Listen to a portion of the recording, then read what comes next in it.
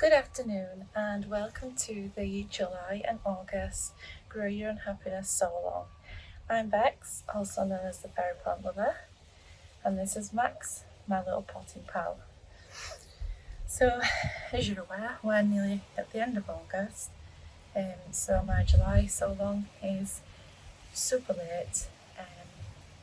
But for those of you who've followed me for a while will know the circumstances, and those of you who've just joined, unfortunately, my mum sadly passed away the beginning of the week from terminal ovarian cancer.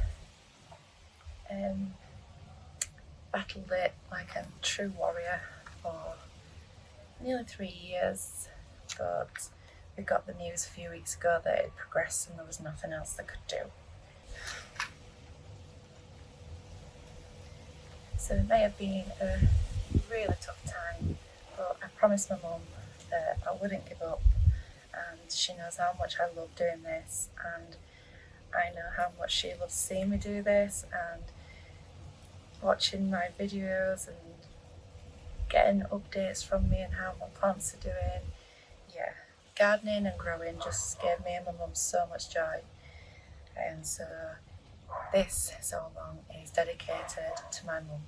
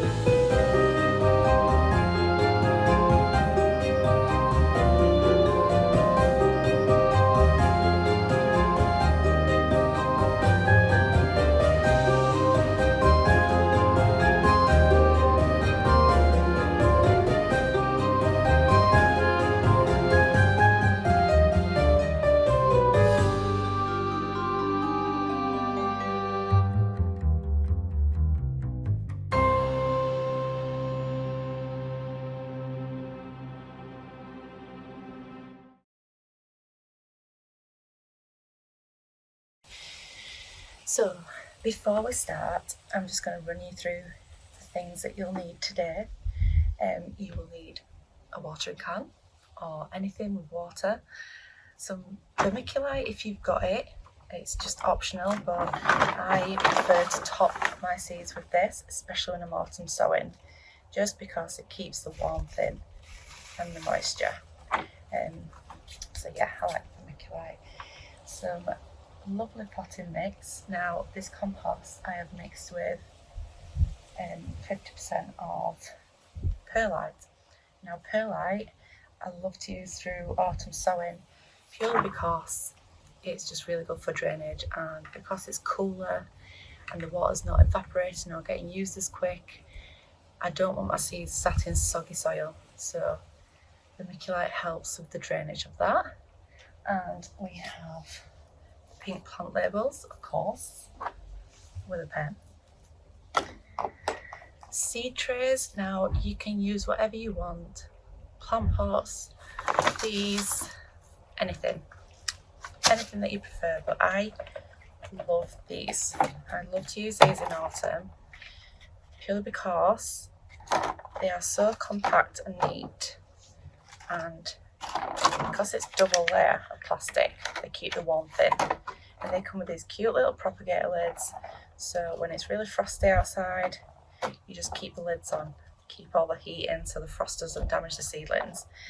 And they're also a lot easier to water, they don't make a mess, so even if you keep them indoors, if you've not got a greenhouse, they're ideal for windowsills because your windowsills won't get covered in soil or water. However, for the honesty that I'll be sowing today and the geraniums, I'll be using plant pots, purely because I just find it easier, so I don't have to thin out and pot on, to just have them in their own individual pots, and then when they're big enough it's easy just to plant them out. We're going to start with the July box. Now there's only 3 mannequins here with seeds in because 2 have the seeds I won't be sowing today. 1 will be the Sweet Williams, purely because I'd forgotten that I'd already direct sown these a few weeks ago, so I'm not going to sow them today. And the Hollyoaks Charter White. Now again, I sowed these, let me have a look, in May. And this is how they're doing.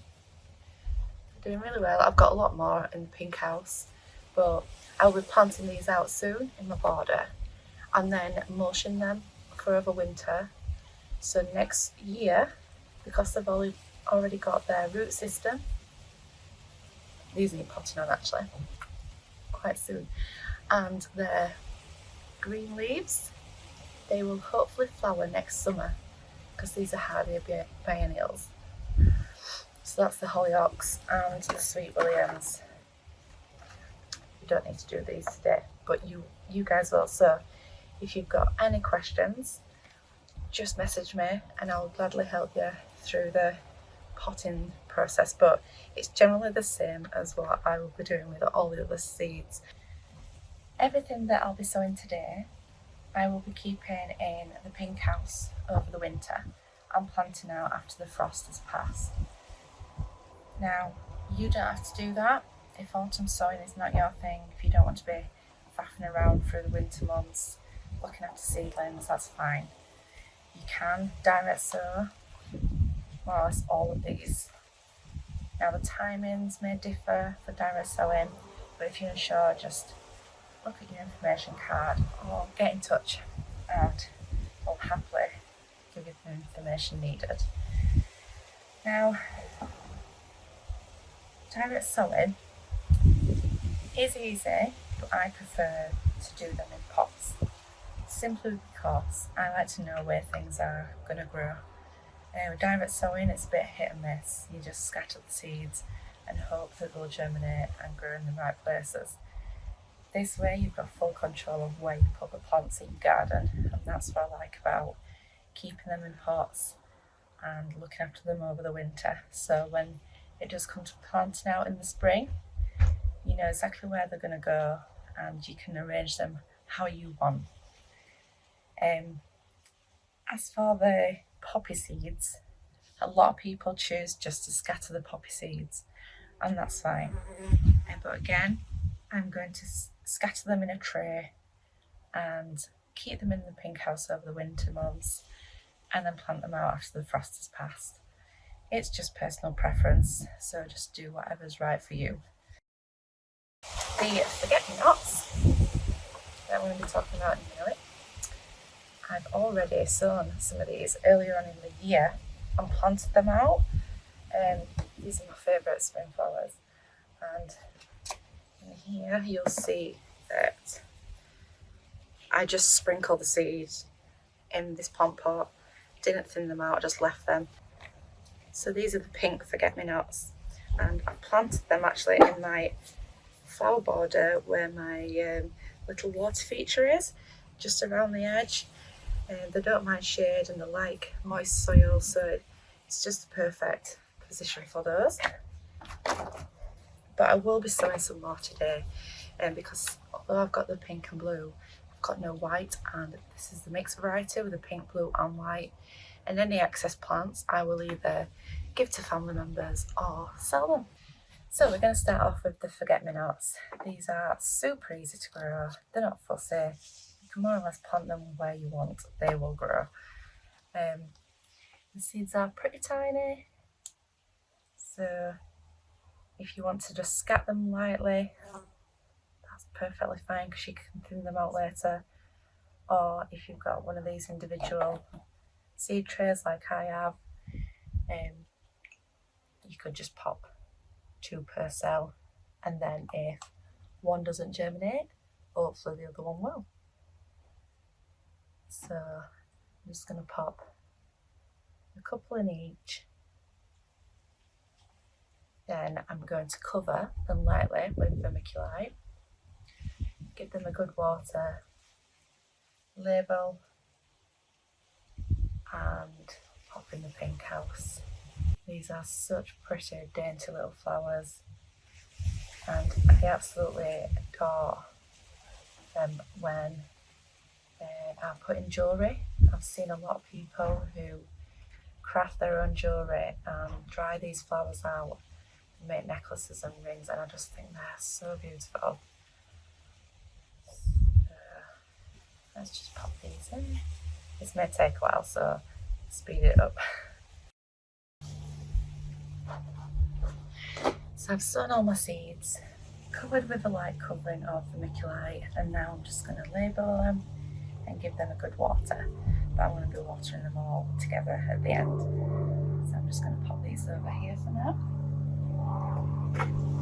And then move on to the Honesty. So that's all my Honesty seeds sown. And just to note, if you are autumn sowing these, if you sowed them in July, when you should have, it's a good idea that when they get big enough to plant them out in late autumn. This is because the Honesty plants have quite a big root system, so the earlier they're planted out, the better. So next we have the Canterbury Bells, the campanulas. Now these pretty little flowers last from early summer all the way through to autumn. So you get a lot of months of flowers, and they are really good as a cut flower for making your own bouquets. These seeds are teeny tiny, so that they are quite awkward to sow. So again, if you don't manage to get them individually sown in these little cells, it doesn't matter, because you can just thin them out. And it's always better to put a couple in each one, just in case one doesn't germinate. So I've sown all the seeds. I'm going to lightly press them down so they make good contact with the soil. And then I'm going to give them a layer of vermiculite.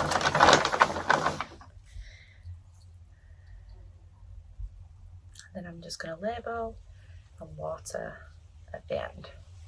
It's as easy peasy as that.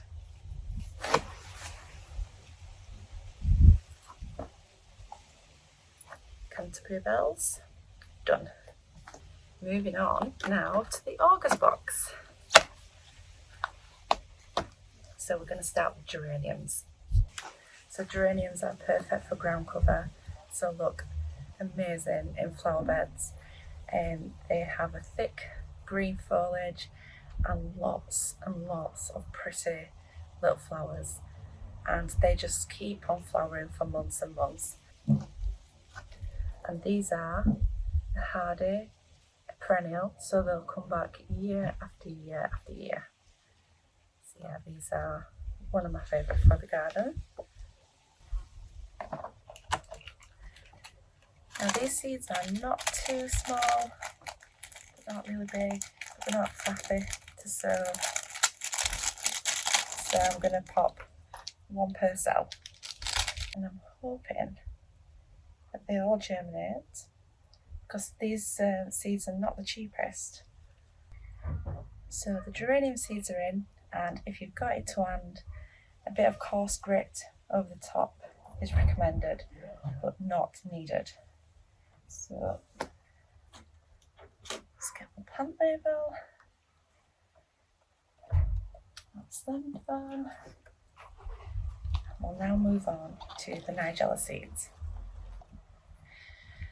So I autumn sowed for the first time last year, and in that selection of flowers I did sow in the autumn was Nigella seeds. It was a different variety to this one. I sowed Love in a Mist, and this is Damascene, however you pronounce it. And I've already direct sowed some near my water feature already, but I'm going to plant these individually. So in the late spring, I can plant out as and where I want. And Nigella seeds are really easy to sow. They're a nice size. So I'm just going to pop 2 per cell. But if they both germinate, I will pull the weakest one out. I will not leave them both in there. And then I will plant these out after the frost is passed next spring. So I've popped all my Nigella seeds in the soil, press them down, and I'm just going to cover with vermiculite and then water at the end, just like all the others I've sown today. Now Nigella is another flower that's really good for drying out, for dried flower arrangements. I've actually got quite a few in the pink house that I've dried out, because I just think they look so beautiful even when they're not in flower, the dried seed pod. So it's so decorative. And that is Nigella. So next we have got Ammi majus, which is also known as the bishop's flower. Lovely addition to bouquets, and it's really long lasting, so it's perfect for bouquet arrangements.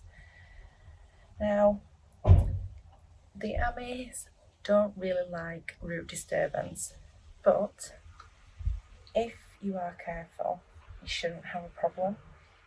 I'm going to sow mine onto this tray.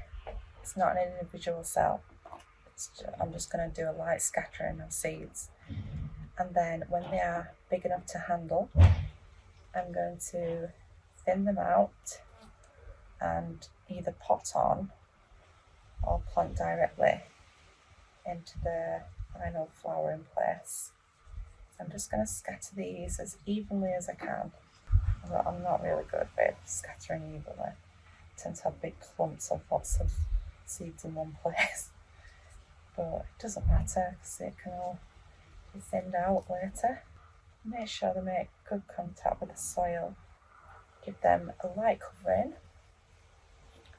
Compost or vermiculite. I use compost for once. There we go.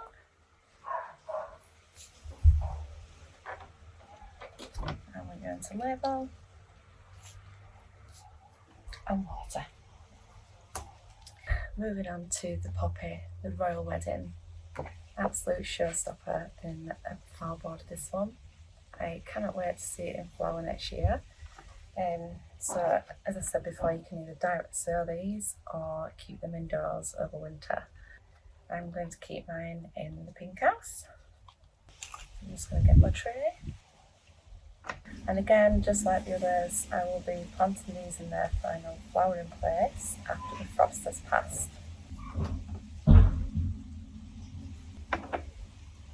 These seeds are teeny tiny.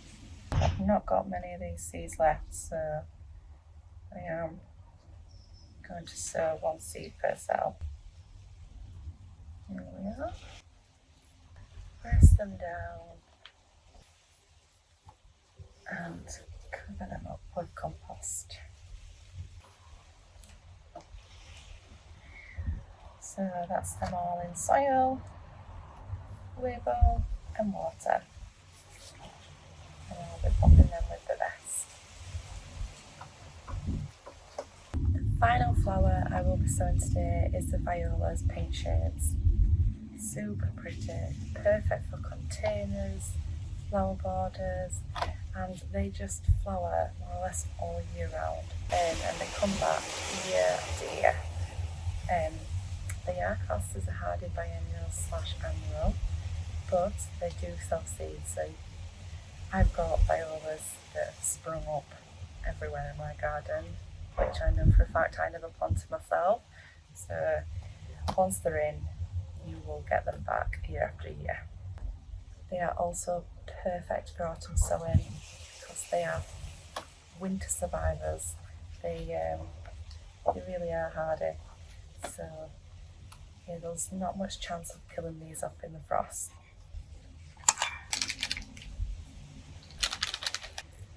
When sowing violas, it's good to remember that In order to germinate, they need darkness. So I won't be putting these in the pink house straight away.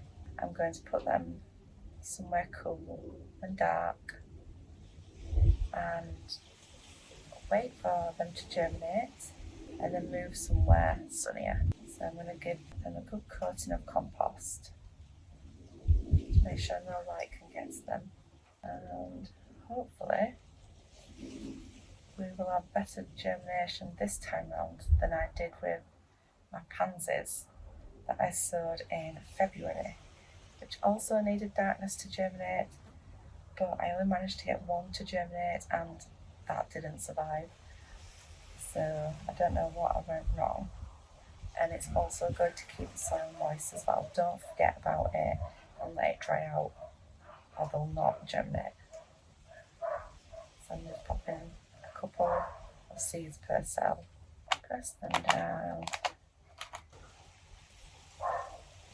And cover with compost. And there we have it. July and August Grow Your Own Happiness boxes. All sowed and ready for next year. We're going to have such a beautiful selection of flowers next year. So that's it for this month. I will see you all again in September.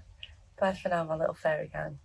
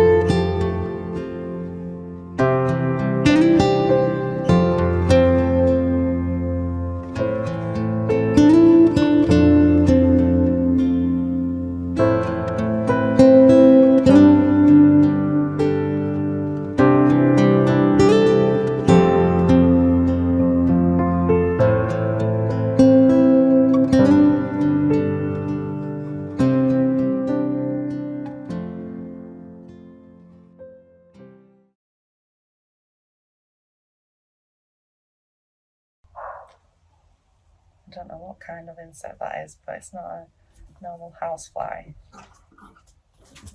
There we go.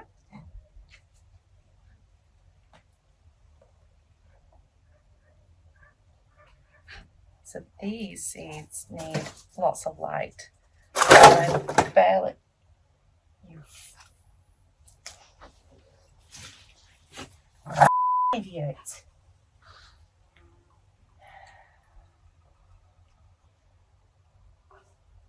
This is exactly why I don't do lives.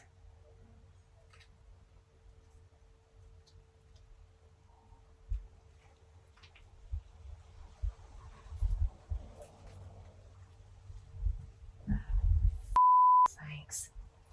You absolute